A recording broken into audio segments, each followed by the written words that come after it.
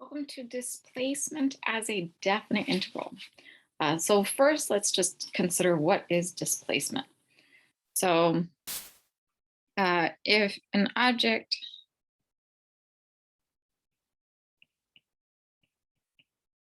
is moving along a straight path,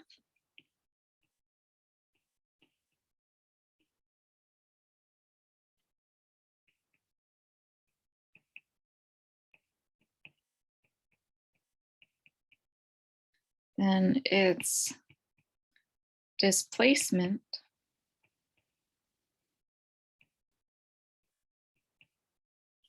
from time t equals a to t equals b is the sort of distance between where it is at t equals a and t equals b, including a direction, right? So is the distance in the positive direction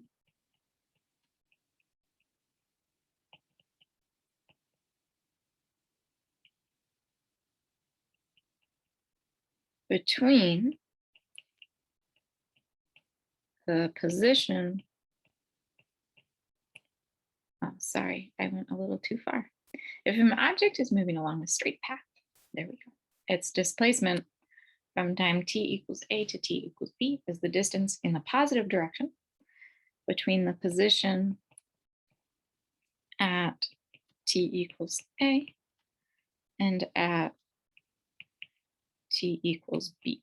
So if the object happens to go in the negative direction, then displacement will be negative.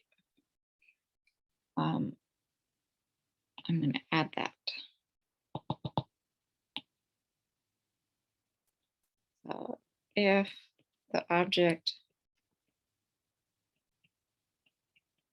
has gone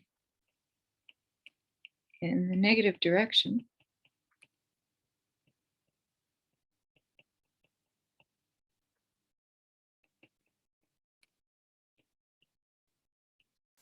then displacement is negative.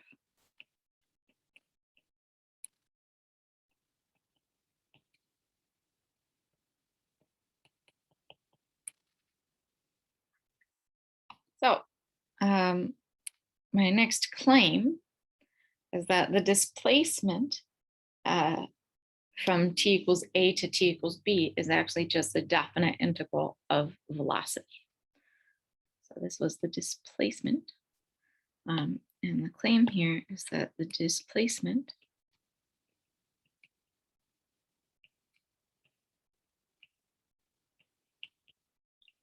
from t equals a to t equals b is given by the definite integral from a to b of the velocity function vt dt. Again, this is the velocity.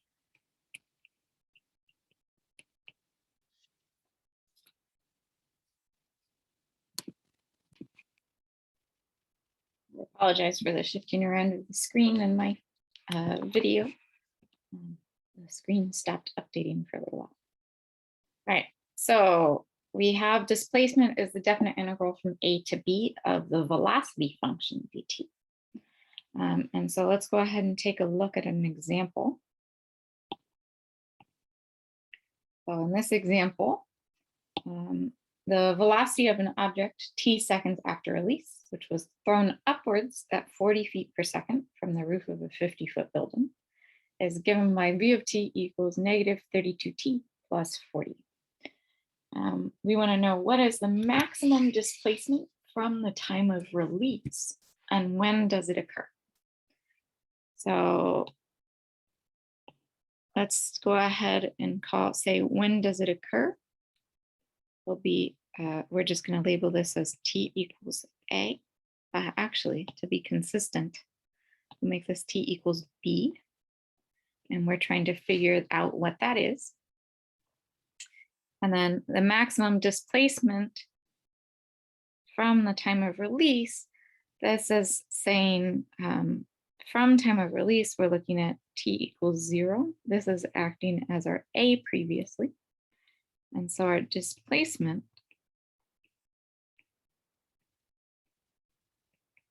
will be given by the definite integral from 0 to whatever our time b is, of v of t dt,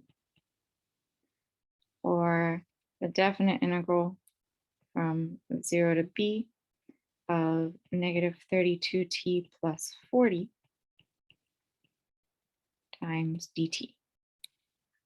So to do this, it would be convenient to graph our, draw the graph, and then we can figure out where should the area be at its maximum, right? So this is signed area under the curve between 0 and b.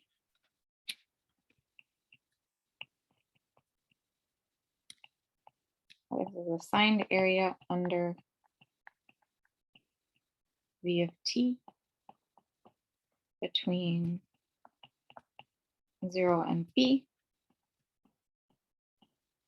And we are looking for where that area is at a maximum. I'm going to give myself slow. Now that I have more space, we want to maximize this area.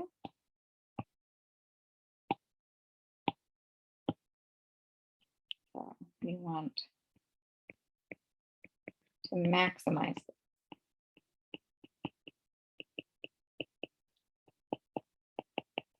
So if we draw a quick graph, we have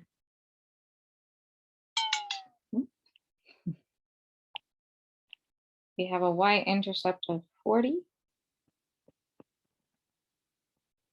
And then we have a slope of negative 32. So at 1, we should be at 8.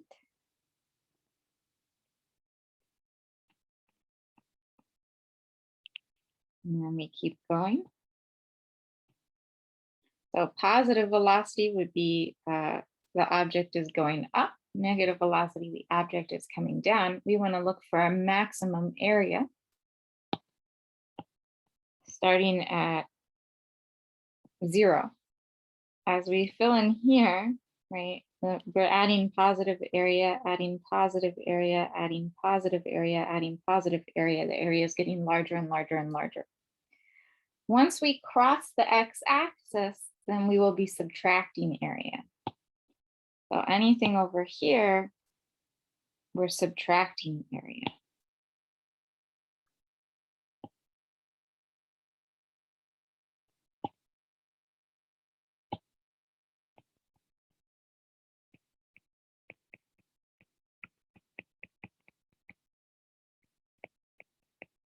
So the maximum area should be when we hit the x-axis. That's the last place where we've added any area.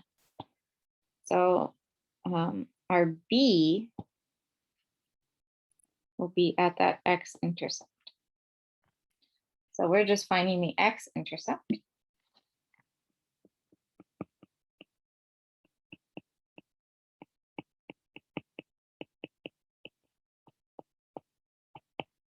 And so to find the x-intercept, we have negative 32t plus 40 is equal to 0. So we have t would be 40 over 32, or 5/4, or 1.25 seconds. So this is when it will occur. Then so the max displacement will be the area of that triangle.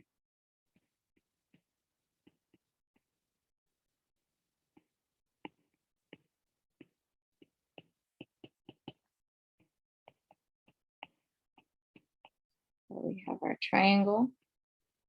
1.25 is the base, 40 is the height. You can find that area. I'm again going to give myself a little more room.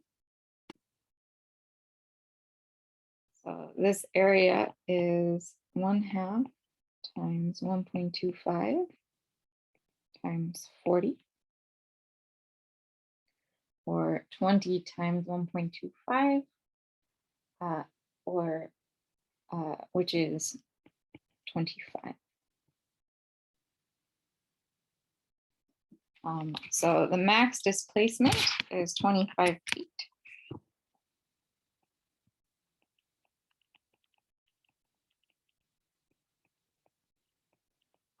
Here we're viewing up as the positive direction. The max displacement going up is 25 feet, which occurs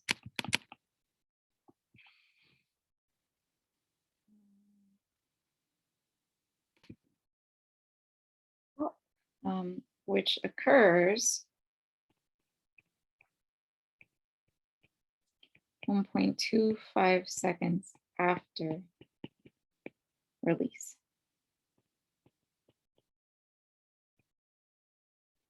So this is how we can find the max displacement. This makes sense, right? If we have our velocity function, our object will turn around when the velocity equals 0, which is what we just found. But now we can also figure out how far it's gone without actually finding the position function itself. Next up, we want to know, when will displacement be 0 feet? So essentially, we want to know, assuming we're going from release, we're looking for the interval from 0 to b of v of t dt to be equal to 0. That's our displacement from 0 to time t equals b, and we want our displacement to equal 0. So again, we're looking at, so this means we need the signed area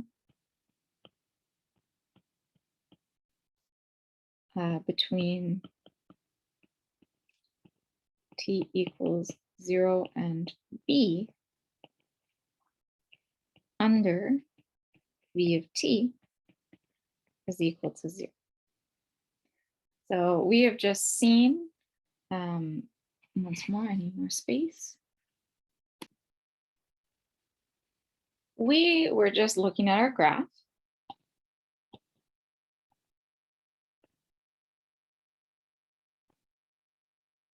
And we had a y-intercept of 40, an x-intercept of 1.25, and then the graph continues negative.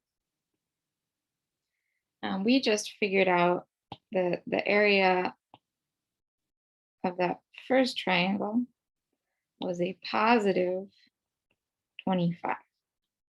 So if we want area 0, we need to balance that out with a negative 25. So essentially, what we need to do is we need to balance out the positive 25 area with a negative 25.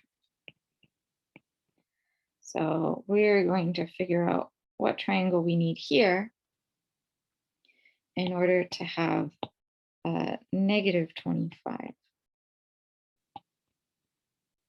area. And then the time when that occurs, that will give us a total area of 0. So that negative 25, there are a couple ways you can figure this out. For one thing, this will be 2 identical triangles because we are just looking at, we have vertical angles, the triangles should match if they have the same area. The other way we can view this is we could actually solve it. So this here is v of b. And then the base of our triangle is b minus 1.25. And so we could do our area is 1/2 times b minus 1.25 times v of b, which would be negative 32b plus 40. And then that should all equal negative 25. So we could multiply out this way. I'm going to multiply the 1/2 into the second factor. So we have b minus 1.25 times, this would be negative 16b plus 20. We could go ahead and multiply all of this out. This becomes negative 16b squared. And we would have minus 20b plus 20b. The b's will cancel out. And then minus 1.25 times 25 is a negative, negative 1.25 times 20 is a negative 25.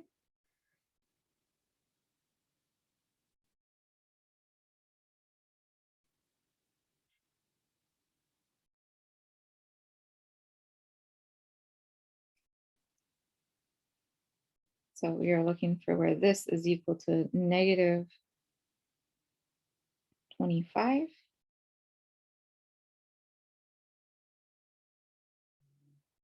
Sorry, I realized I missed my middle term. I had them canceling out. They don't cancel.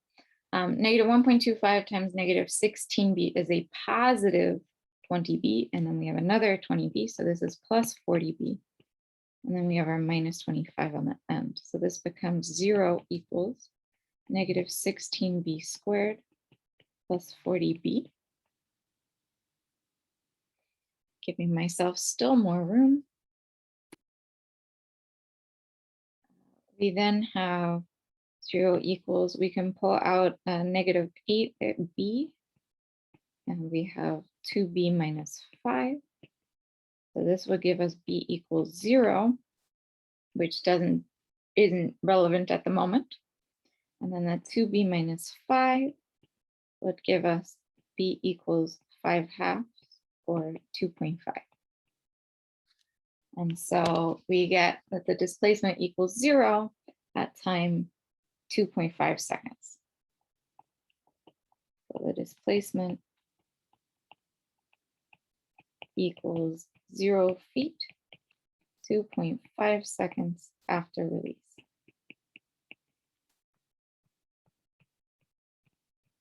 Now, as I mentioned, you could use sort of vertical angles to say that these triangles are congruent. So if we wanted to, we could have done this triangle here and this triangle here are congruent. So we have right angles, and then vertical angles are the same. And so these are actually congruent triangles. If they have the same area, they must be the same dimensions.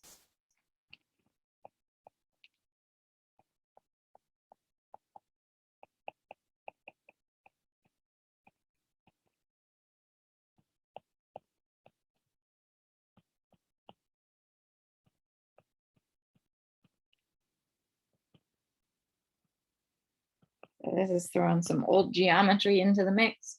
An alternative way we could solve this problem with a little less work. And then last up, we want to know, when will the ball hit the ground, or when will the displacement be negative 50? So again, here, we're looking for a definite integral from 0 to b of v of t dt to equal negative 50. Right? Displacement from release, the ball started, or object started, a ball, whatever we are throwing, started 50 feet off the ground at the top of the building. And so the displacement, it's going to go up, down to the building and down to the ground. It's 50 feet below where it started. So negative 50 is the height, or negative 50 is the displacement. Right, so we want this. And so what we're looking for then is, from our graph,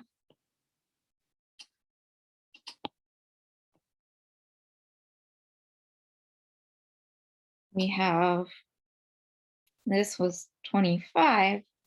If we want a total area of negative 50, we need to balance that out with a negative 75. Okay. So this area needs to be negative 75.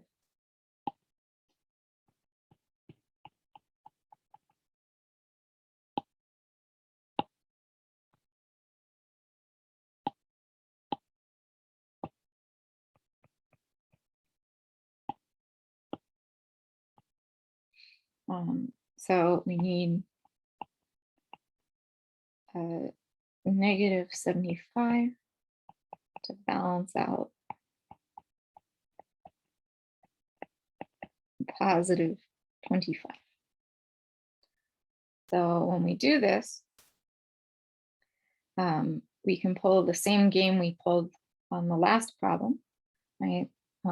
We could also use similar triangles if you wanted to take that approach. But in this case, this is V of B. That will take care of the negative for the negative area because it's the negative velocity. And so that will act like negative height. And then here we have B minus 1.25 again. Same setup as last time, as just we want this to have area negative 75. So again, we have our area of the green region as 1/2 times B minus 1.25 times V of B, so times negative 32B plus 40. And so this is negative 75 equals, and that right-hand side we had figured out was negative 16B squared plus 40B, and then minus 25. So we are looking for 0 equals negative 16B squared plus 40B plus 50. We're solving for where this is equal to 0. Just a side note, if we treated this as an initial value problem using the fact that height of the object, height at 0 was equal to 50. And if we did the indefinite integral of V of t and then solved the initial value problem, negative 16t squared plus 40t plus 50 is precisely what we would get for a height function or a position function. So you can kind of see a relationship going on here with between our displacement and definite integrals and integrals we've seen before. But if we solve this, we can factor out this time just a -2 if we wanted. We don't have to. We can use the quadratic equation to solve this. We get that b is equal to negative 40 plus or minus the square root of 40 squared minus 4a, so negative 16c 50, all over 2 times negative 16. And if we go ahead and solve this, we wind up getting b could either be negative 0.915 approximately, or 3.415 approximately. This first one makes no sense. Right? That was when the ball was released at t equals 0. We're not going to go back in time. So this is before release, right?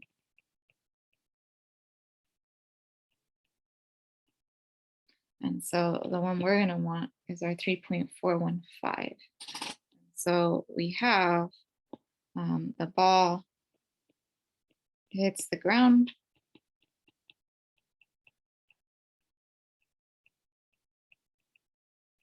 3.415 approximately seconds after release.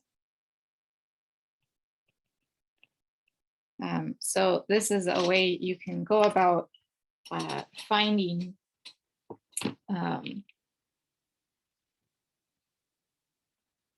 sort of information about displacement using area and your graph of velocity. Again, as I mentioned, we could solve these by treating it as an initial value problem and then finding the height function and solving from there as well.